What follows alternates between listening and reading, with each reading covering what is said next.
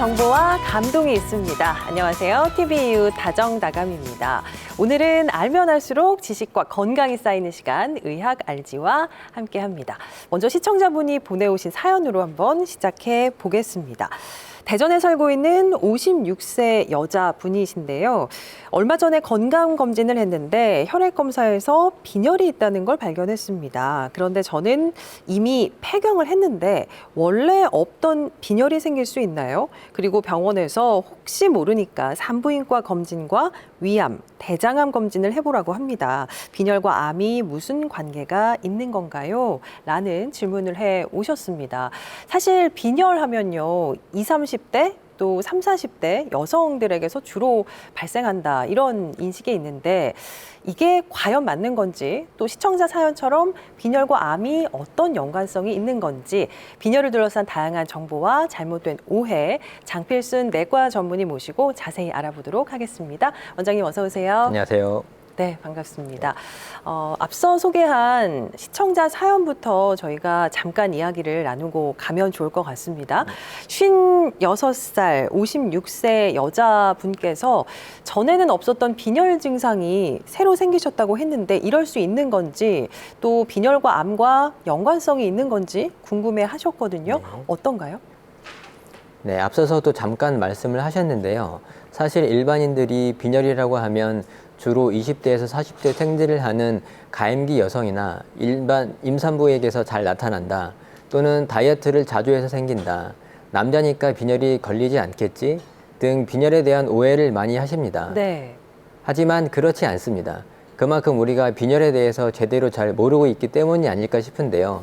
특히 시청자분의 사연처럼 폐경 이후의 여성이나 중년 남성에게서 생긴 빈혈은 철분제 복용으로만은 해결이 안 되는 소화기 암 등으로 인한 출혈 때문일 수도 있습니다. 실제 저희 병원에 내원하신 환자분의 사례를 한번 살펴보면요. 네. 62세 남성분이신데요.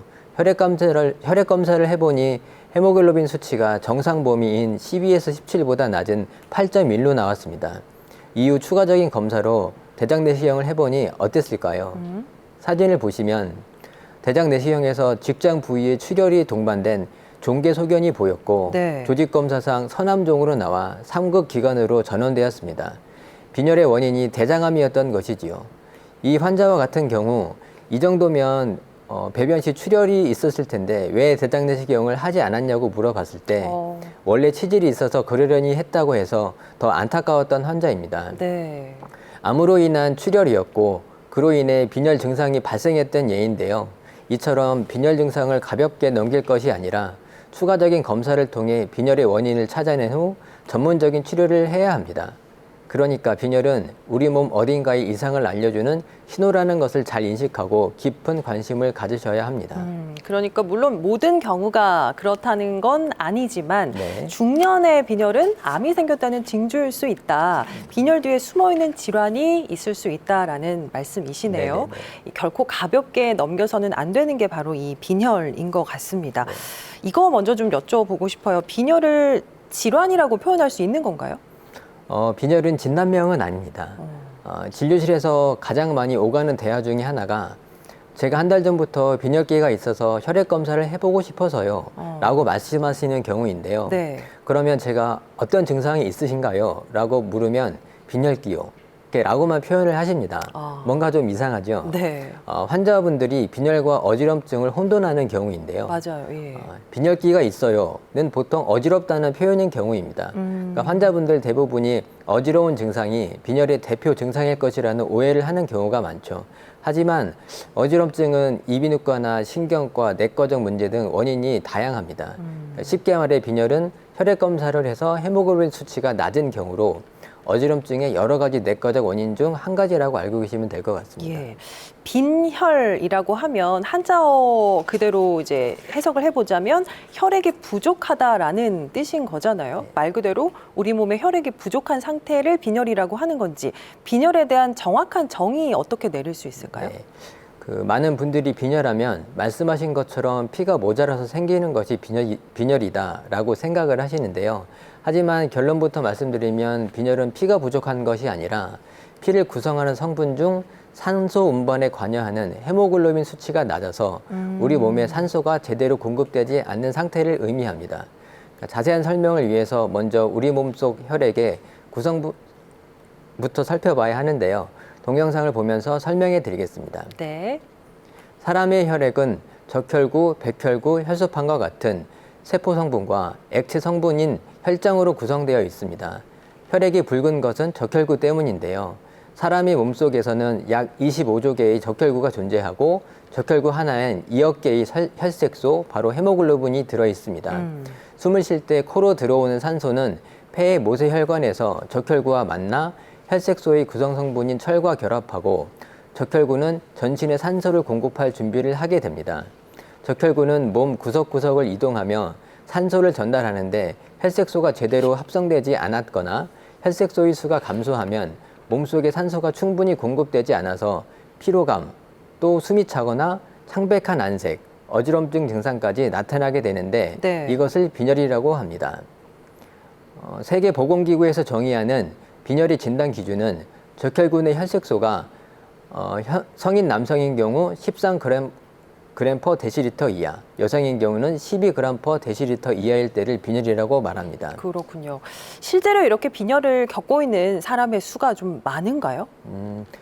빈혈 유병률 같은 경우 세계보건기구 2021년 발표에 따르면 전 세계 여성 인구의 30% 정도가 빈혈입니다.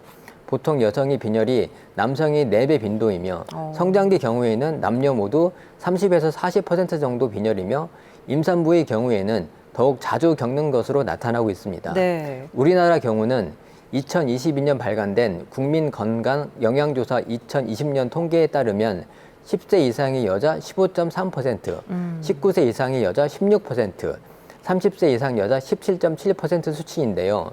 참고로 30세 이상 여성의 고혈압 유병률이 30% 정도, 당뇨 유병률이 14.3% 정도인 걸 감안하면 네. 결코 낮은 수치가 아닌 걸 알 수 있습니다. 수치 얘기해 주셨는데 생각보다 많은 분들이 빈혈을 겪고 계시는 것 같습니다. 앞서서도 잠깐 말씀을 해 주셨는데요. 흔히 빈혈하면 어지러운 증상 많이 떠올리게 되거든요. 그런데 어지러움증이 곧 빈혈은 아니다라고 말씀을 해 주셨어요. 네. 그러면 빈혈에는 또 어떤 증상들이 있는 건가요? 실제 병원을 찾는 빈혈 환자들이 호소하시는 증상은 어지럼증보다는 조금만 걸어도 숨이 차다. 예전엔 걷기 운동을 했는데 요즘엔 숨이 차서 못하겠다. 그리고 어르신들께서는 요즘 기력이 없다. 아무것도 하기 싫다. 무기력하다. 이렇게 표현을 많이 하십니다. 빈혈인 초기엔 증상이 없거나 미미한 경우가 많은데요. 그래서 잘 알아차리지 못할 수 있지만 시간이 지나 빈혈의 정도가 심해질 경우 증상도 심해져서 일상생활에 어려움을 겪게 됩니다. 그림을 보면서 추가로 설명해 드리겠습니다. 네. 우선 심혈관계 증상으로 호흡곤란, 빈맥이 있습니다. 빈맥의 경우는 아무래도 헤모글로빈 양이 부족하기 때문에 심장이 맥박수를 빨리 해서 절대적인 양을 채워야 산소 공급이 원활해지기 때문입니다. 앞에서 설명드렸던 것처럼 가장 대표적인 증상은 피로감, 무기력, 집중력 저하이고 이는 모두 산소 부족에 의한 증상이라고 보시면 될 것 같습니다. 신경계 증상인 어지럼증이나 두통은 의외로 많지 않고 이런 경우 혈액 검사에서도 정상인 경우가 많습니다. 그리고 피부 증상도 흔한데요. 마스크를 착용하고 있어도 창백한 얼굴을 볼 수 있고 이런 환자들은 내시경을 해도 위벽이 창백한 것을 관찰할 수 있습니다. 네, 우리 몸 곳곳에서 여러 곳에서 다양하게 빈혈의 증상이 나타나는군요. 제가 아는 약사분 한 분이 계신데 이런 이야기 하시더라고요. 어떤 손님이 와서 내가 어지러운 걸 보니까 빈혈인 것 같다. 그러니까 복용할 만한 철분제 좀 주세요. 라고 하셨다고 하는데 이렇게 병원에 가지 않고 자가 진단하시는 분들이 참 많은 것 같아요. 이거 위험한 거죠? 네, 맞습니다. 앞서 말씀드렸던 것처럼 빈혈의 위험성은 빈혈 뒤에 숨어있는 원인 질환에 있습니다. 그렇기 때문에 어지러운 증상은 무조건 빈혈이다. 이렇게 스스로 진단을 해버리시면 어지럼증의 진짜 원인 질환이 무엇인지 그에 대한 파악과 치료가 늦어지는 것이니 그만큼 위험하고요. 네. 또 임의로 철분제를 사드시는 경우 빈혈이 아닌 분들이 철분을 과잉 섭취하게 되면 소화장애, 속쓰림, 변비 등 위장관 내 부작용이 나타날 수도 있습니다. 빈혈은 우선적으로 원인 파악이 중요합니다. 예. 그러니 빈혈로 의심되는 증상이 생기는 경우엔 일단 병원을 찾으셔서 정확한 진단을 받으시는 것이 좋겠습니다. 원인 파악이 중요하다고 지금 말씀해 주셨거든요. 빈혈의 원인 질환에 따라서 빈혈의 종류가 나뉘기도 하는지도 궁금해지네요. 네. 그 여러 가지 분류 방법이 있지만 원인에 따라서 일단 나눠보면요. 가장 큰 비중을 차지하는 빈혈은 철이 부족한 철결핍성 빈혈, 비타민 B12와 엽산 결핍에 의한 거대적혈 모구 빈혈 등 영양소의 부족으로 인한 그 빈혈과 나이가 좀 드신 분들에게서 만성질환에 의한 빈혈도 있을 수 있습니다. 그 만성질환에는 암, 간, 신장, 호흡기 질환이 모두 포함이 됩니다. 용해성 빈혈은 혈액 내에서 적혈구가 과도하게 파괴되어 발생하는 빈혈인데요. 흔한 질환은 아닙니다. 가장 흔한 철결핍성 빈혈과 만성질환 중 암에 의한 빈혈이 중요할 수 있다고 할 수 있겠습니다. 그렇군요. 자, 그러면 지금부터는 다양한 빈혈의 종류 중에서 가장 흔히 발생하는 철결핍성 빈혈에 대해서 조금 자세히 알아보도록 하겠습니다. 병원 찾았을 때 어떤 진단 과정을 거치게 되나요, 선생님? 일단 처음에는 문진을 통해서 신체 검사를 먼저 하게 되는데요. 사진을 보면서 설명해 드리겠습니다. 네. 결막 창백을 볼 수 있는데요. 혈액 검사하기 전에 진료실에서 손쉽게 빈혈 여부를 알 수 있는데요. 눈꺼풀을 아래로 내리면 창백한 것을 볼 수 있습니다. 그러니까 정상은 선홍빛을 띠고 있는 네네. 경우인데요. 물론 100% 혈액 검사 소견과 일치하는 것은 아닙니다. 그리고 입의 양쪽에 자주 찢어지고 균열이 생기는 증상, 즉 구순증인데요. 주로 비타민 B2 부족에 의한 증상으로 알려져 있습니다. 그리고 수푼형 손발톱으로 손톱이나 발톱의 중앙이 얇게 패고 가장자리는 부풀어 있어 숟가락처럼 가운데가 움푹 들어간 모양의 발육 이상 상태로 철결핍성 빈혈에서 볼 수 있습니다. 예. 설명 들으니까 저도 가끔 겪었던 증상들이 살짝 있어서 한번 체크를 해봐야겠다는 생각이 듭니다. 이렇게 우리 몸에서 철 성분이 부족해지는 원인이 뭘까요? 그 철이 결핍이 되는 원인은 우선 우리 몸속에서 급격하게 철분 요구량이 증가되는 경우, 체내에 철 손실이 많은 경우, 그리고 섭취는 잘 하고 있는데 몸속에서 흡수가 감소한 경우로 나눌 수 있는데요.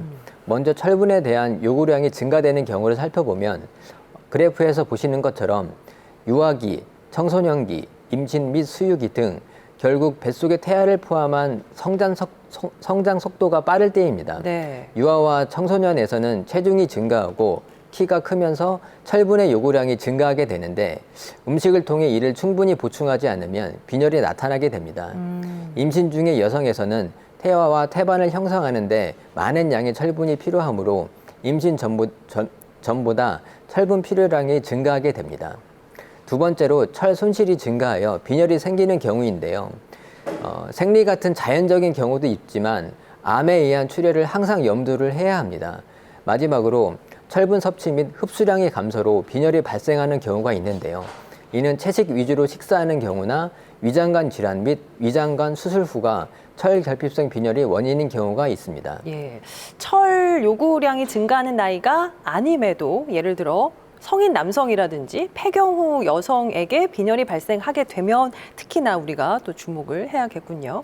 이런 경우는 추가적인 검사가 좀 이루어져야겠네요. 아, 네, 맞습니다. 혈액 검사 이외에 반드시 위장관 출혈 여부를 알아보는 대변 자멸 검사 또는 위장관 내시경을 통해 암 질환 여부를 꼭 확인하는 것이 좋겠습니다. 여성의 경우에는 산부인과 검진도 꼭 하셔야 하고 국가검진에서 자궁암 검진이 포함되어 있으니 꼭 받아보시는 것도 중요합니다. 예. 자, 원장님, 그러면 철결핍성 빈혈의 경우 치료는 어떻게 이루어지나요? 빈혈이 치료법은 먹는 철분제, 정맥을 통한 철분 주사제의 투입, 그리고 식이요법 등이 있습니다. 보통 우리가 음식으로 하루에 섭취하는 철분이 11에서 15mg이고 그중 흡수되는 비율은 10% 정도로 2mg 정도도 안 되거든요. 네. 그러니까 따라서 음식만으로는 치료가 충분하지 않기 때문에 일단 철결핍성 빈혈로 진단된 후에는 식이요법과 함께 약물 치료가 반드시 필요합니다. 철결핍성 빈혈의 대부분은 먹는 약으로 충분히 치료가 가능하며 성인의 경우에는 하루에 200에서 300mg의 철분을 포함하는 제제를 복용하면 치료가 가능합니다. 철분제를 복용하기 시작한 후 2에서 3일 정도가 지나면 피로감 등의 증상이 감소하기 시작하고 5, 6일 정도가 지나면 적혈구 생성이 증가하기 시작하고 2개월이면 혈색소가 정상화됩니다. 철분제를 이용한 치료는 혈색소가 정상화된 후 6에서 12개월 정도까지 계속 시행해야 하는데요. 이는 몸 안에 저장된 그 저장철이 충분히 상승되기 위해서는 그 정도의 시간이 필요하기 때문입니다. 먹는 철분제 치료에 대해서 말씀을 해주셨는데요. 구체적으로 철분제를 언제 어떻게 복용하는 게 효과가 좋은지 궁금해하시는 분들 많을 것 같습니다. 그래서 철분제 복용에 대한 오해와 진실 준비해 봤습니다. 자, 먼저 첫 번째입니다. 철분제는 공복에 복용하는 게 가장 좋다. 자, 원장님, 정답이 뭘까요? 네, 정답은 O입니다. 네. 철분제를 복용할 때 가장 중요한 것이 체내 흡수율이라고 할 수 있는데요. 공복이나 취침 시에 먹는 경우 흡수율이 최대 30%인 반면 음식 섭취 시 체내 흡수율은 10% 정도밖에 되지 않습니다. 네. 게다가 음식 중에 우유, 치즈, 달걀, 또 시리얼이나 곡류 등은 철분 제제 흡수를 방해하기 때문에 같이 복용하지 않는 것이 좋습니다. 다만 철분제를 먹고 미식거림 등 위장장애를 호소하는 환자의 경우엔 식사 직후에 드시는 것이 좋겠습니다. 부작용으로 인해 자해로 중단하시는 분들이 의외로 많습니다. 말씀하신 그 부작용이 생기는 이유가 뭘까요? 일단 철분제 자체가 흡수율이 15에서 20% 정도로 낮습니다. 흡수되지 않은 잔여 철분이 변비를 일으키거나 대변색이 검은색으로 나오는 원인이고요. 그 다음으로 위에서 철분이 이온화되는 과정에서 복통, 미식거림, 구토 등 위장장애를 일으킬 수 있습니다. 부작용을 피하는 방법으로는 식후 즉시 복용, 저용량으로 시작하는 경우 액상형이나 주사 철분제를 사용하는 방법도 있습니다. 네, 식후 즉시 복용 좀 기억을 해야겠습니다. 두 번째 오해와 진실 알아보겠습니다. 철분제는 오렌지 주스와 함께 먹으면 좋지 않다. 이건 어떤가요, 원장님? 정답은 X입니다. 아, 그렇지 않군요. 네. 예. 비타민 C는 철분의 흡수율을 증가시킵니다. 예를 들어 철분 30mg의 흡수를 위해서는 비타민 C 200mg 정도가 흡수율을 높일 수 있다고 알려져 있습니다. 그러므로 철분제를 복용할 때 비타민 C와 함께 복용하거나 오렌지 주스와 함께 먹으면 좋습니다. 요즘에는 비타민 C와 철분이 혼합된 복합제 약도 나와 있습니다. 다만 오렌지 주스의 경우 칼슘 등 철분 흡수를 방해하는 성분도 포함하고 있는 경우들이 있을 수 있기 때문에 네. 주의하셔야 하고요. 오렌지 주스보다는 비타민 C와 함께 먹는 것이 흡수에 좀 더 유리합니다. 보통 우리가 약이나 영양제의 경우에 맹물, 그냥 물에 먹어야 효과가 좋다고 알고 있었는데 또 아닌 경우도 있네요. 예. 자, 하지만 커피라든지 녹차와 함께 먹으면 좋지 않겠죠? 네, 많이들 알고 계실 텐데요. 커피의 카페인이나 폴리페놀 성분이 철분제와 결합하면 소변이나 대변으로 배출되고요. 녹차와 홍차의 타닌 성분이 철의 흡수를 방해하기 때문에 함께 복용하는 것은 좋지 않습니다. 그렇군요. 자, 철분제 복용에 대한 오해와 진실 마지막입니다. 철분제 종류 중에서 이가철과 삼가철은 효과가 크게 다르지 않다. 이거 궁금합니다. 정답이 뭘까요? 정답은 세모입니다. 오. 네, 그 각각 장점과 단점을 가지고 있는데요.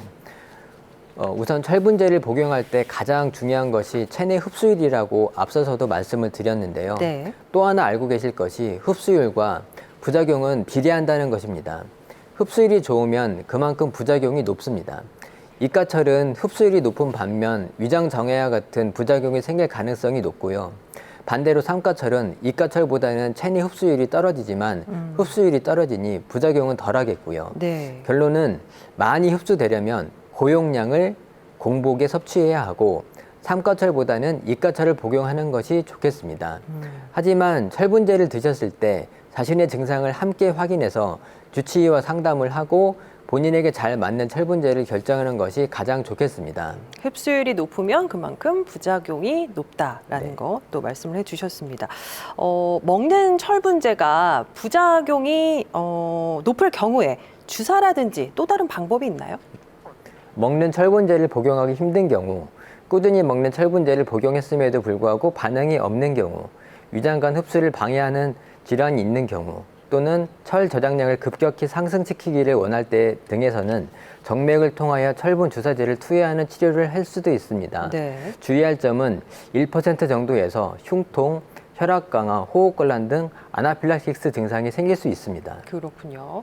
자, 이렇게 해서 지금까지 철분제 복용에 대한 오해와 진실을 살펴봤는데요. 철결핍성 빈혈에 대해서 잊지 말아야 할 것들 조금 정리를 해주신다면 뭐가 있을까요? 첫 번째로 기저질환의 가능성을 항상 염두를 해야 된다는 것이고요. 두 번째는 철분이 함유된 음식만으로는 빈혈 치료를 할 수 없다는 것입니다. 세 번째로 음식이 철분 흡수에 도움이 될 수도 있고 해가 될 수도 있다는 점이고, 마지막으로 경구 철분제는 항상 상황에 맞게 선택을 하자입니다. 알겠습니다. 빈혈을 이제 겪는 분들이 많으시다고 한 게 사실인 것 같습니다. 빈혈에 대해서 시청자분들께서 사연을 좀 많이 보내주셨는데요. 한번 살펴보도록 하겠습니다. 천안에 사는 60대 여성분이신데요. 얼마 전부터 몸이 금방 지치고 무기력해서 검사를 받아봤더니 빈혈이라고 합니다. 그런데 제 경우에는 위에서 출혈이 생겨서 급성으로 빈혈이 발생한 경우라고 합니다. 이럴 경우 출혈이 멈추면 빈혈은 완치되는 건가요? 라고 물어오셨습니다. 위에서 생긴 출혈로 인해서 빈혈이 생긴 경우인데요. 이런 경우는 어떤가요? 네, 전에 빈혈이 없었던 분들 중에서 갑자기 빈혈이 생긴 경우에는 종종 소화기 쪽 질환과 겹쳐서 발생하는 경우들이 있습니다. 저희 병원에 내원하신 분들 중에도 이런 경우가 있었는데요. 62세 여자분으로 소화불량과 무기력감으로 내원하였고, 표에서 보시는 것처럼 헤모글로빈 수치가 7.4로 빈혈이 심한 상태였고, 소화불량이 빈혈 때문일 수도 있었지만 다른 원인일 수도 있어서 내시경을 시행한 결과 사진에서 보시는 것처럼 12장 궤양으로 진단된 경우입니다. 빈혈의 원인 질환이 밝혀졌으니 그에 따른 치료를 통해 빈혈 증상도 같이 호전되었습니다. 그렇군요. 사연이 하나 더 있습니다. 다음 사연 만나보도록 하죠. 대전에 사는 68세 남자입니다. 전부터 가끔 어지러움 증상이 있었는데 나이가 들면서 노화련이 했습니다. 그런데 얼마 전에 건강검진에서 빈혈이 발견됐고 오랫동안 빈혈을 방치해서 그로 인해 뇌 기능이 많이 손상됐다고 합니다. 치매가 진행 중이라고 하는데 충격이 큽니다. 빈혈이 치매도 유발하는 건가요? 라고 보내주셨어요. 아마 빈혈이 오랫동안 있었는데 모르셨던 것 같습니다. 빈혈이 치매도 유발할 수 있는 건지 왜 그런 건가요? 실제 병원을 내원하시는 분들 가운데 이런 경우가 있습니다. 저도 많이 안타까운데요. 빈혈로 인해서 몸속의 산소 공급이 줄어들고 뇌혈관에도 산소가 부족해지면서 인지 기능의 저하를 불러오기도 합니다. 과거엔 혈색소, 즉 헤모글로빈 수치가 9, 10, 11 정도는 헤모글로빈이 약간 낮다. 환자한테 이야기를 해야 될까 망설이기도 이야기를 하더라도 걱정할 정도는 아니었다. 이 정도였거든요. 네. 하지만 최근에는 많이 달라졌습니다. 가벼운 빈혈이라고 해도 그게 만성화될 경우, 그로 인해 노인들의 경우 심장병, 뇌졸중, 알츠하이머 등의 유병률이 높아진다는 연구 결과들이 많이 나오면서 빈혈에 대해 적극적인 검사와 치료에 전보다 조금 더 관심을 기울여야 한다고 생각합니다. 네, 이 빈혈이 숨어있는 다른 질환의 징조이기도 하면서 또 빈혈을 잘 모르고 방치했을 때 또 다른 심각한 병을 야기할 수도 있다라는 말씀이시네요. 네. 이 빈혈, 특히 어르신들의 빈혈 정말 쉽게 넘겨서는 안 되겠어요. 네. 요즘 기력이 없어요 라고 하시면서 병원에 오셔서 영양제를 놔달라시는 분들이 많으십니다. 네. 하지만 영양제만 맞지 마시고 혹시 내가 빈혈은 아닌지 의심해서 피검사 정도는 한 번씩 꼭 받아보시라고 권하고 싶습니다. 예. 자, 의학 알지. 오늘은 내 몸의 이상신호 빈혈에 대해서 알아봤습니다. 자, 장필순 원장님, 마지막으로 시청자 여러분들께 당부의 말씀이랄까요? 한 말씀 남겨주신다면요. 네. 오늘 말씀드린 철결핍성 빈혈은 간단한 피검사를 통해서 원인을 알 수 있고요. 치료하는 데도 그리 어렵지 않습니다. 또한 철결핍성 빈혈을 제외하고 40세 이상에서 빈혈이 생겼을 때에는 반드시 암의 가능성을 한 번쯤은 염두를 해보셔야 합니다. 위암, 대장암뿐만 아니라 혈액암 빈도도 높습니다. 전문가들이 도움을 받아서 원인을 찾고 거기에 따른 치료를 제때 하실 수 있도록 앞으로 빈혈에 대해 좀 더 적극적인 관심을 가져주시길 바랍니다. 네, 자, 빈혈 쉽게 보지 마시고 조금이라도 의심이 된다면 전문가를 빨리 찾으셔야 할 것 같습니다. 원장님 오늘 나와주셔서 고맙습니다. 감사합니다. 네, 다음 주 이 시간 의학 알지에서는요, 자궁에 혹이 생기는 질환, 자궁 근종에 대해서 알아보도록 하겠습니다. 궁금하신 점 다정다감 홈페이지 시청자 게시판에 올려주시거나 아래 번호로 연락 주시면 답변해 드리도록 하겠습니다. 오늘 저희가 준비한 소식 여기까지입니다. 함께해 주신 여러분 고맙습니다. 건강한 저녁 보내세요.